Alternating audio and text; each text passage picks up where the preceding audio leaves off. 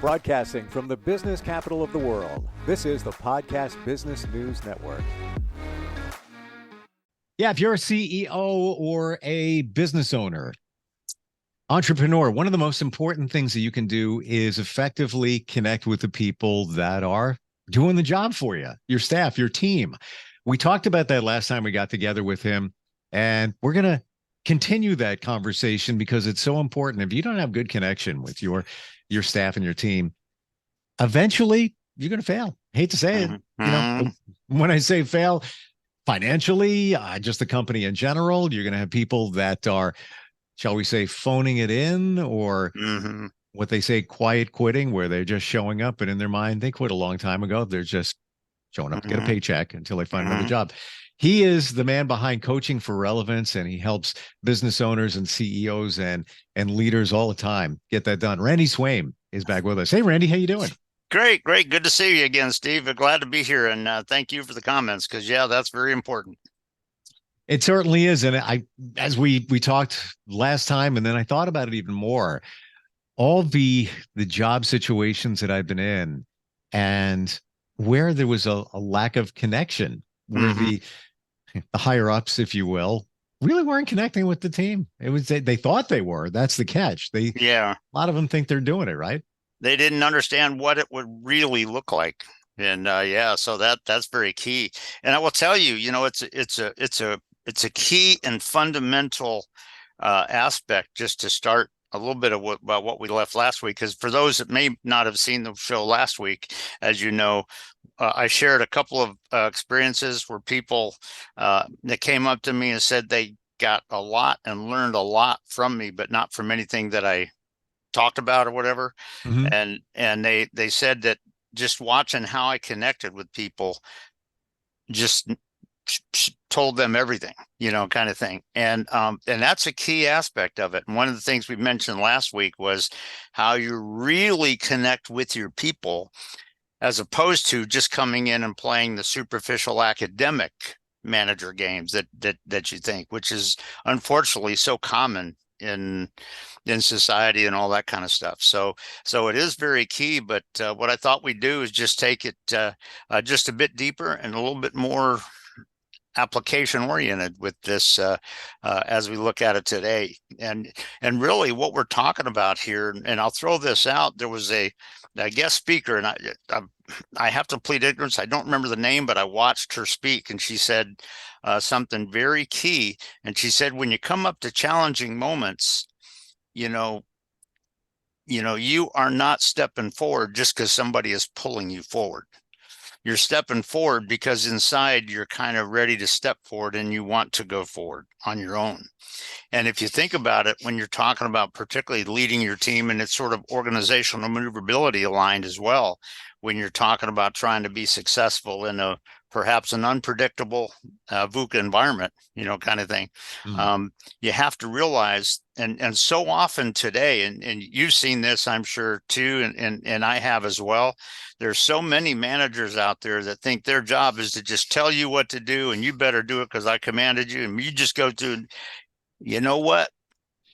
That's not creating success. And there's an aspect where when you truly connect with somebody and they get to a point, and you can see the difference in this, particularly in the military. And I've shared a couple of stories along the way from my military experience of seeing some of the incredible commanders that I served with and worked with.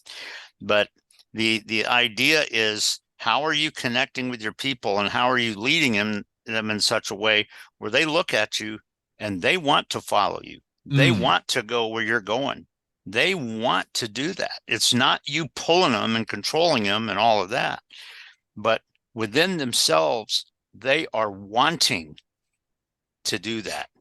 And that's key leadership. And when you talk about connecting with somebody, as I kind of shared last week for a couple of those things that people said about me with just the way I connected with different people and all that, that is huge. Because you know what? If they feel like, shoot, I guess I'm going to get fired if I don't do this, so I guess I better go do this. Guess what? They're not ready for excellent results. But if they get to a point where they want to follow you. They want to support. They want to be a successful part of this team. They want this initiative to work. The big thing on that, when you think about the neuroscience and how the brain works, if you're just going in with rote academic superficial things of, well, I'm supposed to go up here and pat you on the back and go away, you know what? Their brain is shutting down. They're not being honest, and the brain is shutting down.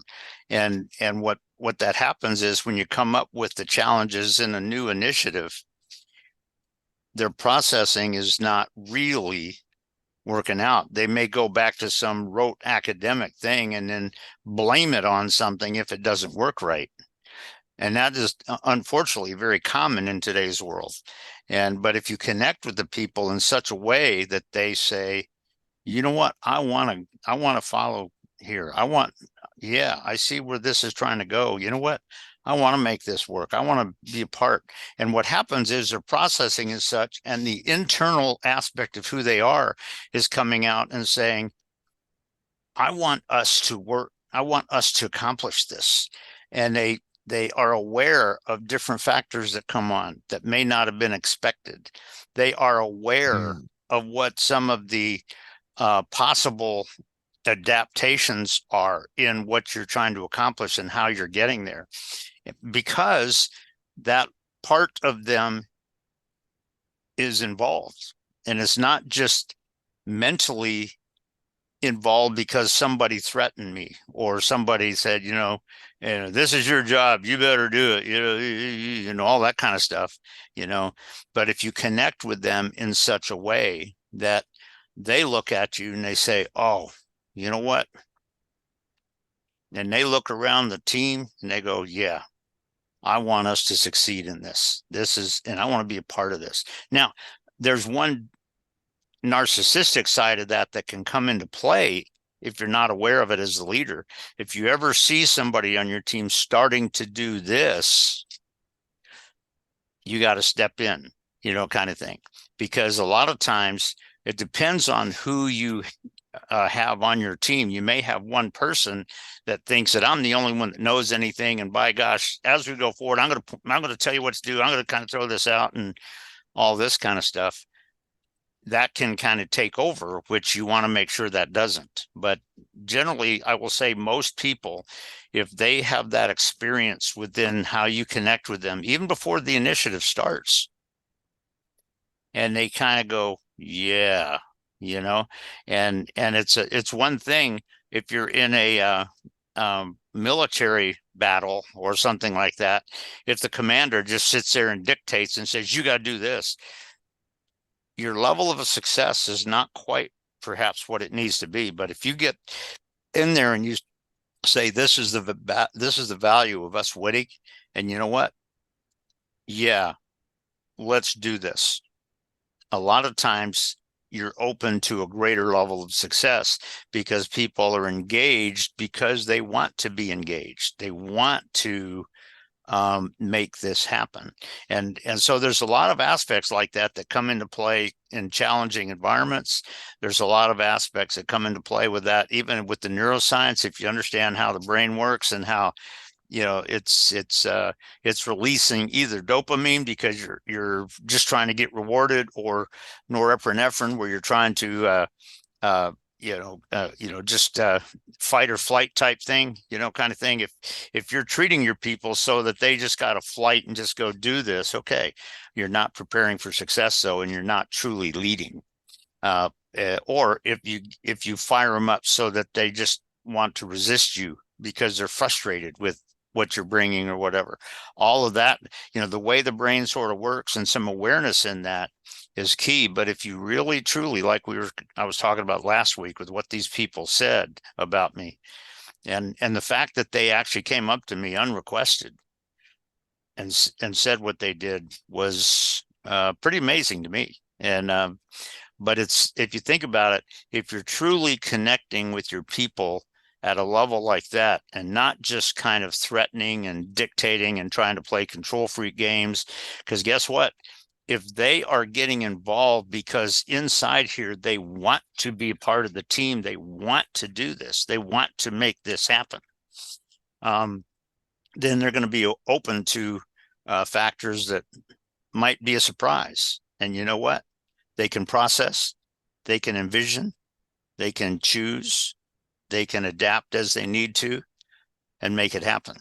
But if you're just kind of pointing fingers the way a lot of people do today and just go with that academic picture that we kind of mentioned last week, guess what? You're shutting all that down. And that's a key insight with kind of what we were talking about last week for sure.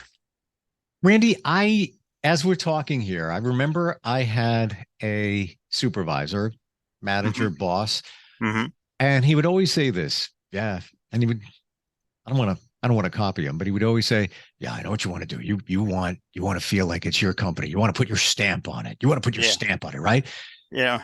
And it was true. You want to feel like you're part of it. You're a part of it. You're vested in it. Yeah. He talked that way. He spoke of, the right words, but he did make you feel that way or make you feel that you wanted to. Everybody in this company pretty much always feared this guy. Oh, wow. Yeah. And you know what's interesting, and I'll let you kind of continue with that for a minute if you want.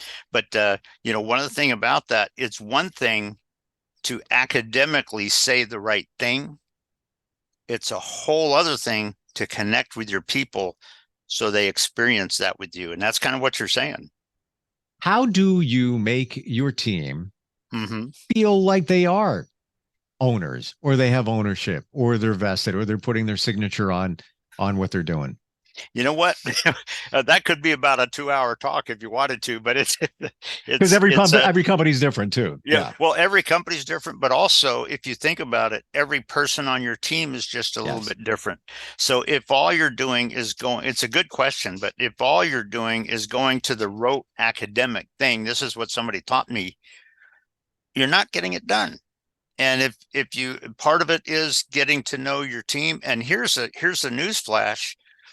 Let's say that you have 15 people on your team. You don't know, possibly 6 of them are going through struggles that you don't know about.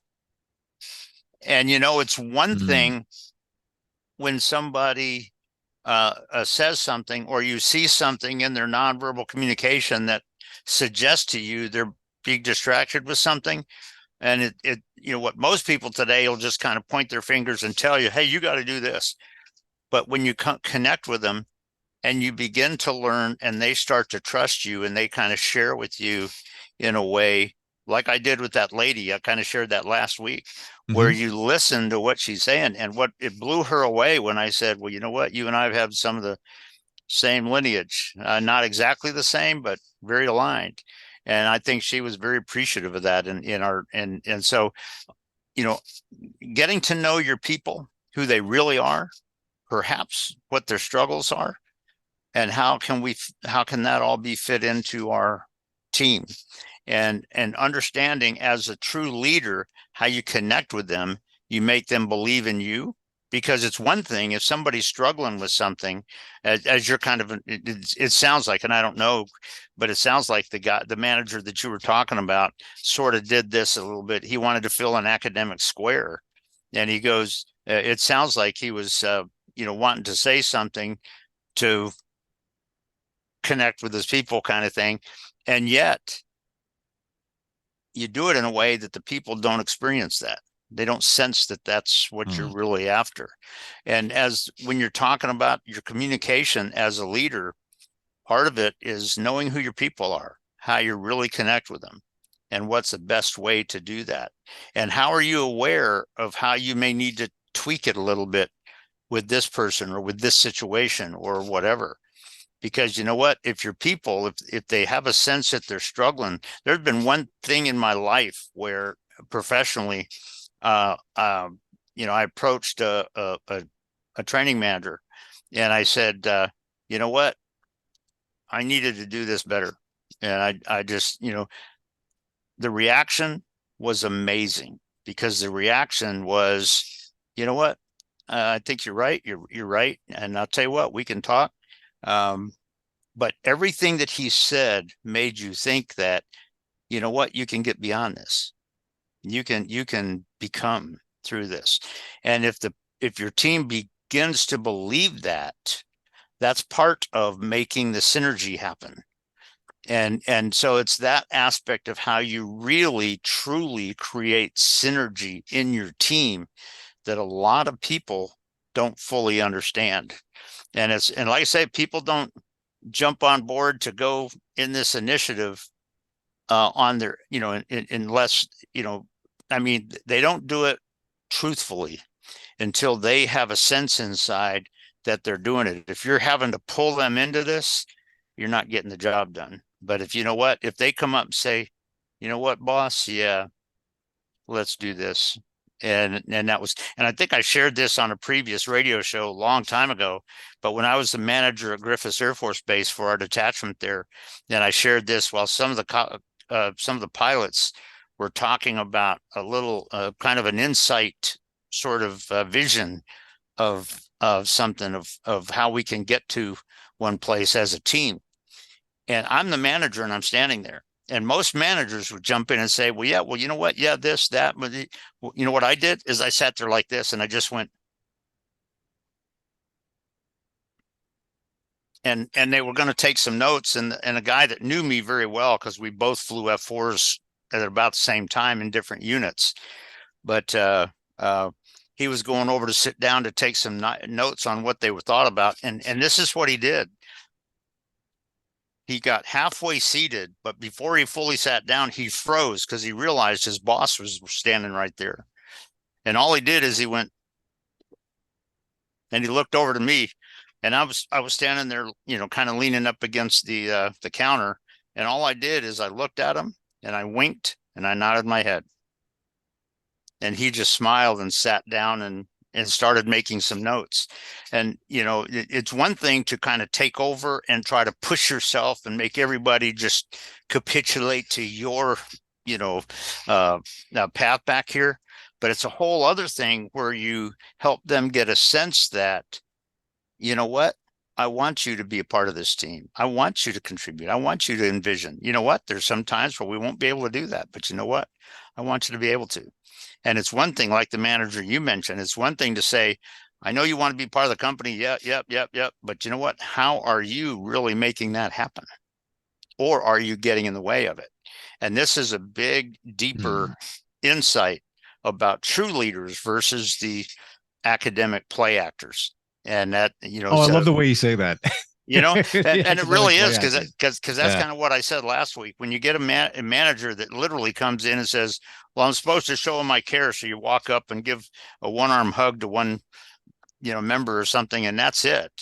You're play acting. You're just trying to fit a rote academic picture as opposed to truly connecting in them. And here's the news flash on it, which a lot of people probably would be surprised at a little bit. But you know what? Half of that journey takes place long before a big initiative is involved right yet. Getting them to really believe and to see their connection, their synergy. As a leader, as a true leader, you're developing that even when it's just right now for this week is just everyday normal stuff. You build that at a point so that when something comes on scene all of a sudden, they're ready for it. And so it's just something to think about when you're talking about that aspect. And this is a really good picture and insight of true, no kidding leadership, as opposed to somebody who's sort of just trying to play act an academic picture. And yet that's what so much of our society has become, unfortunately, where people are just trying to fit what they think is academic squares. No, it's deeper than that. And it's more than that. I'm a firm believer in you can spot BS. You can spot somebody who's phony. Your employees, your team, they're picking up on it, whether that you're not genuine. Now, what I'm getting from you, Randy, is that you really have to tailor everything you do to each specific team member, employee. Everybody's different. Everybody's got different skills. Everybody's got different challenges. That said, is there anything that leaders can do that is universal, in terms of actions or words? You know what? I'll share this with the answer yes, but the true answer to it or what that looks like can be pretty involved. But the bottom line is, as a leader, what is your real emphasis? Is it just that I'm going to tell them and we're going to go get this done, and I need to just make sure we fill the square so I can get a pat on the back from my boss, and all this kind of stuff? If that's your picture, you're not getting it done. But the thing is, when you talk about that, what I would say is true leaders, their focus should be on things like true synergy, true oneness in the team, true radical success. When things come on that were totally unexpected, can my team handle it, even when I'm not there, when I'm homesick or whatever? And you know what? There's times where, when your boss comes in and applauds the team and not you, that's a good thing for you. They're going to mention you, no two ways about it. But it's just amazing. And I think I've shared this story on a previous show many episodes ago, but the old story from my Air Force days of when I had a tooth pain on one flight where we were doing a kind of a battlefield exercise for 1 week, and I had to go up to the dentist, and just very quickly, the dentist said, well, you know what, if you take Novocaine, you're going to be off flying status for 24 hours. And I said, then don't do it. And he went, what? I said, don't give me Novocaine. He said, what? I said, go ahead and do your work. And of course it was like, but you know what? He did it, and I went back and I was able to get back on flying status immediately. We only missed one line out of the entire week, but at the end of the week they came up and applauded me. And this is a little bit of a picture of kind of what you're talking about, the fact that the colonel did this. They came in and applauded the squadron and the team, and then invited the guy that was the commander for that whole week to do it. He was the deputy commander who was filling in. And he walked up on stage, and the first person he mentioned, he applauded the squadron, but then he mentioned me by name for what I did. And he said, you know what? That's chief standards. I am so proud to be leading you guys. Wow. And so having that image and that real picture of what you're truly trying to make happen. And the thing on it is, yes, there's things that the manager or the leader needs to be aware of. Yes, there's things they need to do, which is universal across the team. But here's the thing, with the people that are on your team, that's not going to change, but the way you apply it might. And that's what a lot of people don't understand. It's not rote academic.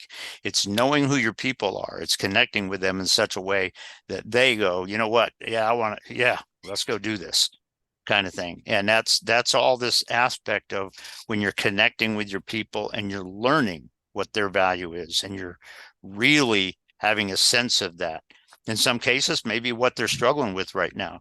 And how do you kind of make them believe that you believe in them, that they can get beyond that? And if they think you believe in them, they may put that aside and make results happen here. And so all of that is sort of part of that. There are things that are universal that a leader has to do. But the thing is that when you have different people on your team, sometimes the way you apply that is not rote academic, but it's aligned with your people and making that truly happen. And that's part of the art form of leadership. It's not just rote academic, it's deeper than that. And if you connect with your people so that inside they want to go there, not because you're dragging them or pulling them, but inside they want to go there with you, miraculous results can happen. And that's just huge. But that's a key difference between kind of what we talked about last week with the real leadership versus that just true academic, superficial application of some squares, kind of thing. And that's what leaders need to do. Is there value in doing fun things for your staff to show appreciation? By that, I mean, hey, we're going to do, Fun Friday. Everybody, we're going to leave 2 hours early, or we're having lunch catered in. All of those, those things, is it really making that much of a difference that a lot of leaders think that it might be? I will say this, that in general, yes. But the question that I would ask a particular leader is, okay, how is that really communicating what you're wanting to communicate with your team? Because it may be that you're doing this because this is kind of what you're thinking when your whole team would rather go to the baseball game. Yes. And, to Yeah. your point, I remember Yeah. seeing a Facebook post not too long ago, and somebody said, well, it's great. They catered in lunch. That's fantastic. Trays and trays of Italian food. Wonderful. Yep. And then the friend posted, I appreciate it, but I would have rather have $25, whatever it is per head. That would have made more of a, even a Visa $25 gift card, whatever it might be. Yeah. That would have resonated more than having all this food, because I give the leader credit, but at the same time, it's easy to just, go, all right, order it. There it is. Goes up. You're in your office. Maybe you're not even there that day. Hey guys, enjoy yourself. Yeah. And yet, when you come up with what you're thinking about, how are your people truly going to experience it? Because if they're not experiencing what you're wanting to communicate, you're not doing it. Yeah. And so all of that is part of it. Yeah. I mean, if you get to know your people and you find out this is how they communicate that, then in your mind, you're probably going to have a sense of, oh, okay, this is what we need to do. Or you know what you may do is pull a couple of your people across and say, hey, listen, if I wanted to truly make you guys feel appreciated, and I want to do something coming up. Maybe I want to do this once or twice a year or something. And you have a couple of conversations that kind of, what would make you feel that way? Kind of thing. And sometime along, and you don't have to tell them that you're planning on doing it, but you could, when you're having conversations, you could ask the question, what would make you feel that real synergistic family mindset that makes you want to be a part of this? Kind of thing. And what that can do is that can sort of engender some of those images. And what a lot of people today don't do is they just want to fill the square. They just said, let's do this. And why didn't you guys appreciate it? Well, because I don't like that kind of food or whatever, kind of thing. Yeah. I mean, that's where I'm going with that. Exactly. Yeah, it is. It is. And, leaders have to be aware. Like I said, you learn what that could be like once you've identified and learn about who your people really are. Yeah. And what truly makes them feel that inside. So it like, you know what, man, I want to be a part of this team. I don't want to go anywhere. I've got 8 trays of pasta, but our boss didn't realize that half of the team has gluten allergy. Without even asking. There you go. Randy, we're out of time here. How do we find you? How does it all begin if somebody is a leader? And I love what you said, the art of leadership. Says it all right there. It does. It's not for everybody. B, it's a skill, or not only just a skill, but it's also something that comes from within. You have to have that talent. How do we hone that talent by working with you? Well, as a coach, I'll kind of help you get a sense of what, kind of how that's fitting in with where you are right now, but also some vision on kind of how you can improve it. But getting a hold of me, as you know, you can go to my website, coachingforrelevance.com. And it's at the bottom of the homepage. It shows my email and my cell phone. You can give me a call or send me an email. As I've shared with you, I don't do sales pitches. So if you call me, we'll just have a conversation. Now, if you have a need or something, we'll come up with something. Sure. But just my goal is to reach out and connect with people and just see what we can do. So it's, you won't get a big sales pitch from me. I mean, if you have a need of something, we'll kind of come up with that. So, that just building friendships and getting to know people. Yep. And that's what it's all about, even within your team. It is. Randy, always great having you on. I have a dental appointment tomorrow. I will be going for Novocaine if I need to. Just saying. Yeah, I had a different role for that. That's true. Always great having you on, and look forward next time we get together. Look forward to it, Steve. You have a good one.